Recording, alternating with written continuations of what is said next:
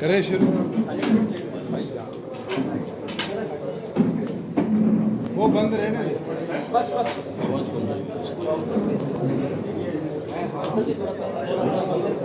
करें जी सर। तो आप लोग सेटल हो।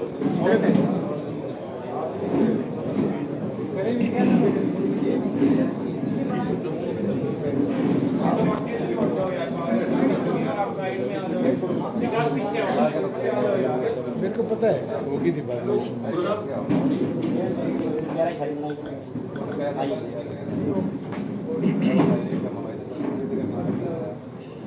साइलेंट हो जाओ। करें शुरू। कल गुरु जम्बेश्वर यूनिवर्सिटी में दोपहर को 12 बजे छात्रों की मांग को लेकर युवा इकाई और इंसो ने अपनी बात रखने के लिए वाइस चांसलर के पास जाने का काम किया। वाइस चांसलर मौके से गायब हुआ और उनके दफ्तर के दरवाजे तक हमारा छात्र संगठन और युवा विंग कल अपनी बात को रखने के लिए पहुंचे। देर रात लगभग 2 बजे के करीब हिसार पुलिस की 12 यूनिट्स हमारे अलग अलग पदाधिकारियों के घर पहुंची, जिसके अंदर हमारे एससी सेल के अध्यक्ष विजेंद्र धानक को भी रात को इनने उठाया है। हमारे तरुण गोयल जो शहर के अध्यक्ष थे उनको भी उठाया है। हमारे प्रवक्ता रवि आहूजा को भी उठाया है। हमारी महिला अध्यक्ष के हस्बैंड पार्टी के वरिष्ठ साथी जितेंद्र शोराण को भी उठाया है। हमारे इंसो के साथी दीपक गणगस को भी उठाया है। कल रात से लेके अब तक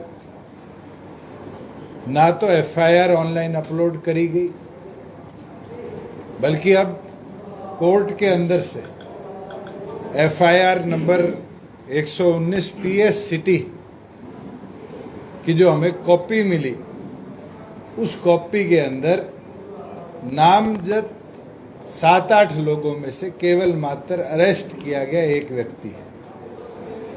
बचे हुए किसी साथी का नाम उस एफआईआर के अंदर नहीं लिखा गया। और तो और उन साथियों के घरों में घुसकर जहां एक और पर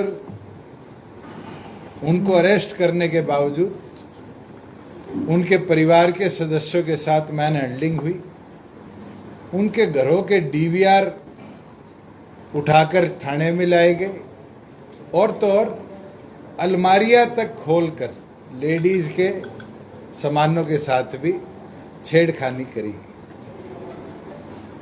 आज ये हालात हो चुकी है कि अगर कोई छात्रों की आवाज, छात्रों के हित की बात करे तो उनके विरुद्ध सरकार इस तरीके से पुलिस और प्रशासन का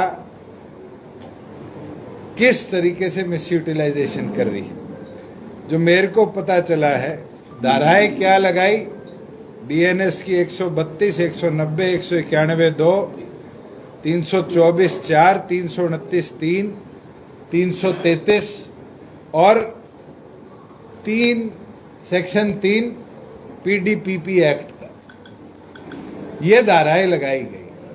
और वकील साथियों से जब हमने चर्चा करी और इन धाराओं का विवरण लिया तो सबसे बड़ी धारा लगाई गई कि दरवाजे के ऊपर से कूद के ट्रेस पास किया गया। अगर मैं सही हूं तो मनदीप जी इसके बारे में आपको और बेहतर बता पाएंगे, वकील है। और दूसरी धारा जो लगाई गई वो लगाई गई कि सरकारी प्रॉपर्टी को डैमेज किया गया।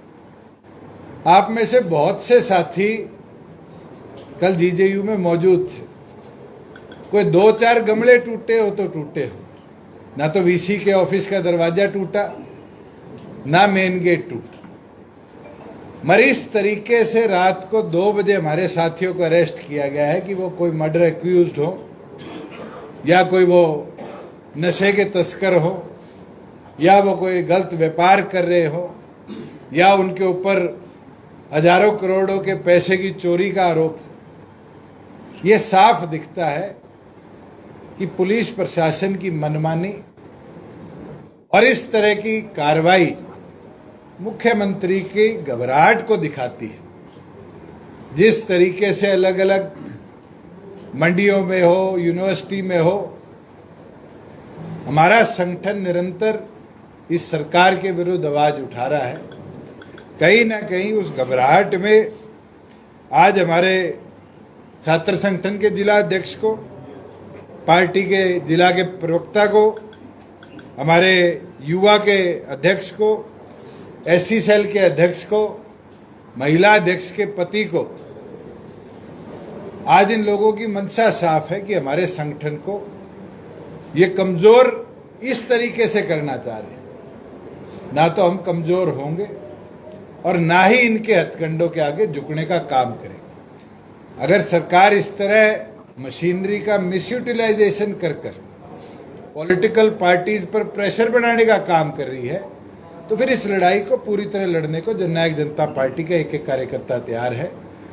अगर तुरंत इसके ऊपर सरकार ने एक्शन नहीं लिया तो बचे साथी जितने कल के प्रोटेस्ट में थे वो भी अपनी गिरफ्तारी देने का काम करेंगे, और उसके बाद जिला संगठन लेवल पर फिर हमें प्रोटेस्ट करना पड़ेगा तो पार्टी का एक एक कार्यकर्ता साथी भी उस लड़ाई को लड़ेगा, चाहे फिर हमें जेलें भरने का काम करना। सर, दिग्विजय चौटाला जी का नाम भी है एफआईआर में, क्या? बिल्कुल है, दिग्विजय का नाम पहला है। दिग्विजय दिल्ली से चल पड़ा है, आ रहा है, और अगले आधे घंटे में आपके पास होगा, और यहाँ से फिर सारे साथी मिलकर सिटी थाने के अंदर अपने आप को पेश भी करेंगे और आगे की कार्रवाई करेंगे। जेल जाने से तो ना हम घबराए ना घबराएंगे।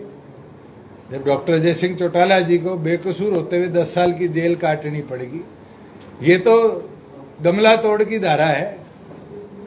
और मैं तो बोलना चाहूंगा, आज सरकार ने दरवाजा खोल दिया, बता दिया कि एक गमला तोड़ने पे रात को 12 टीम पुलिस की 6 आदमियों को अरेस्ट कर सकती है। तो जो लोग इस प्रदेश में गोली चलाते हैं, विदेशों से धमकियां देते हैं, उनके खिलाफ कितनी टीमें ये सरकार बनाएगी आने वाले दिनों में, इसका भी एक एक चीज का विवरण लिया जाएगा। पर मैं आज जरूर सैनी साहब को बोलना चाहूंगा कि मेरी एसपी से भी इस बारे में बात हुई थी, और साफ उस बातचीत से लगता था कि डायरेक्शन मुख्यमंत्री के हैं, उसी के ऊपर ये कार्रवाई हुई है। अगर नरसिंह बिश्नोई जैसे करप्ट आदमी, जिसने गुरु जम्बेश्वर यूनिवर्सिटी का, जिसका मैं एलुमनाई भी हूं, बट्टा बिठा दिया, अगर उसको शय देने के लिए मुख्यमंत्री ने कदम उठाया है तो राजनीतिक तौर पर उनकी पहली सबसे बड़ी गलती ये साबित हुई। सर, एक ये बात भी सामने ही, होल लेना चाहते थे जेजेपी कार्यकर्ता, नहीं दिया गया था। वीसी की तरफ से ये भी कहा गया पहले दिया था, 1 लाख का नुकसान हुआ है। कोई उनने हमें नोटिस दिया है? और हॉल लेने की बात नहीं थी, संवाद कार्यक्रम था। जब 4 दिन राष्ट्रीय स्वयंसेवक संघ का कार्यक्रम यूनिवर्सिटी में चला है, तो फिर इंसो जो हरियाणा की छात्र संगठन है, उसका कार्यक्रम के लिए परमिशन देने में क्या दिक्कत थी? या तो फिर आपने हमारी यूनिवर्सिटीज, बीजेपी और उनके अलाइड ऑर्गेनाइजेशंस को गिरवी रख दी, और अगर गिरवी नहीं रखी तो सबको बराबर का अधिकार देना चाहिए। क्या यूनिवर्सिटी में छात्र अपना संवाद नहीं कर सकते? और अगर इसी तरह रहेगा तो फिर आने वाले दिनों के अंदर हरियाणा के अंदर 53 कैंपसेस हैं, उनके अंदर देखते हैं फिर बीजेपी और उनके अलाइड इंस्टीट्यूशंस के प्रोग्राम कैसे होंगे, पर्चे ही करेंगे हम पे। इससे ज्यादा क्या होगा? 2 रात, 4 रात, 5 रात जेल कटवाएंगे। मगर क्या इस छोटी ओछी सोच से मुख्यमंत्री क्या साबित कर लेंगे कि छात्रों की आवाज को दबाने का नया तरीका है? ये तो हमने जाट एजिटेशन के दौरान, किसान आंदोलन के दौरान, जब इतनी तोड़फोड़ हुई और हुई, तब इतनी एफिशिएंट पुलिस नहीं देखी हरियाणा की जो आज दिखी, कि रात को 2 बजे एफआईआर दर्ज होती है, 12 टीमें निकलती है, और ये टीमों की इतनी अग्रेसिव कार्रवाई, अगर इतनी अग्रेसिव कार्रवाई क्रिमिनल्स के खिलाफ कर देते तो शायद प्रदेश के लॉ एंड ऑर्डर की सिचुएशन बेहतर होती। अभी एक गिरफ्तारी दिखाई है, बाकी लोग आपके कहाँ हैं? सारे यहाँ हैं। अनिल ये बैठा, अनिल शर्मा युवा प्रधान ये बैठा। उठाए हैं जो पुलिस ने रात को उठाए? नहीं, पुलिस ने तो 6 लोग उठाए हैं और 6 के अभी मेडिकल होकर शायद कोर्ट में पेश किया है। वो तो लीगल कार्रवाई है, हम लड़ेंगे। क्या माननीय जज साहब कहते हैं कि गमला तोड़ने पर वो कहते हैं कि मैं बेल आज लूंगा कल लूंगा, वो तो उनके निष्कर्ष पे है। ये तो बेल होनी होती तो एसएचओ भी दे देता है। 7 साल से नीचे के धाराएं हैं सारी बीएनएस के अंदर। तो एक और पर होम मिनिस्टर अमित शाह जी कहते हैं कि हमने ये व्यवस्था बना दी, और अगर इस तरीके से सिर्फ हरासमेंट करने के लिए व्यवस्था है तो फिर जेल काटने से कोई नहीं डरेगा।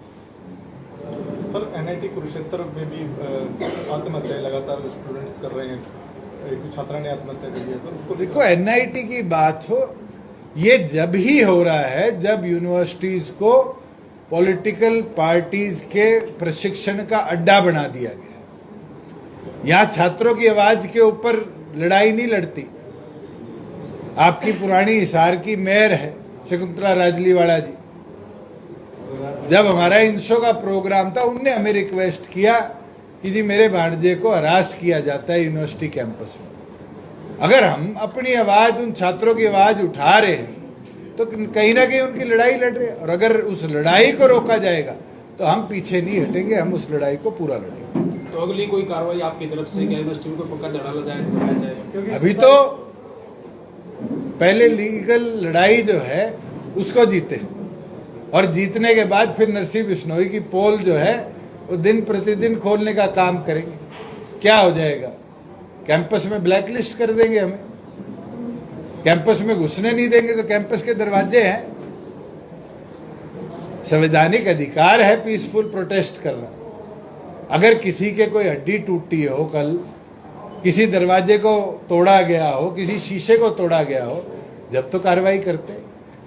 2 गमले टूटने पे पुलिस ने जो कार्रवाई करी है, मुझे लगता है हरियाणा के इतिहास के अंदर छात्र लड़ाई में एक काला दिन हमेशा के लिए लिखा जाए।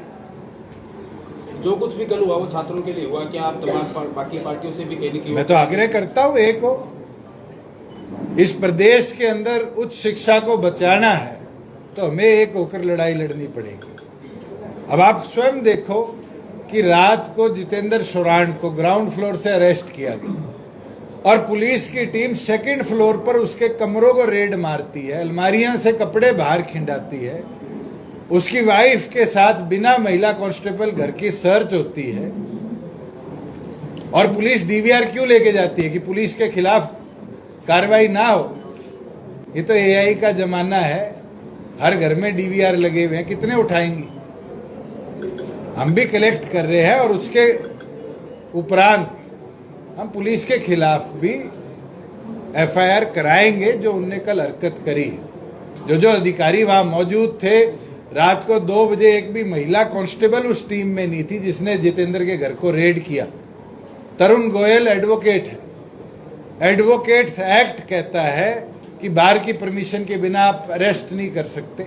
तरुण गोयल के घर को जबरन घुसकर, उसकी वाइफ, बच्चे वहां मौजूद थे, बेटियां मौजूद थी, उसको अरेस्ट किया गया। यह साफ दिखता है कि मनमानी पुलिस प्रशासन की है, और इसके खिलाफ लिटिगेशन जो हमें करनी होगी, हम लीगल राय लेकर उसको भी कार्रवाई के अंदर लेकर चलेंगे। सर, वो 27 को भी जो है प्रदर्शन करने का ऐलान किया था, तो 27 का प्रदर्शन कौन सा रुकेगा?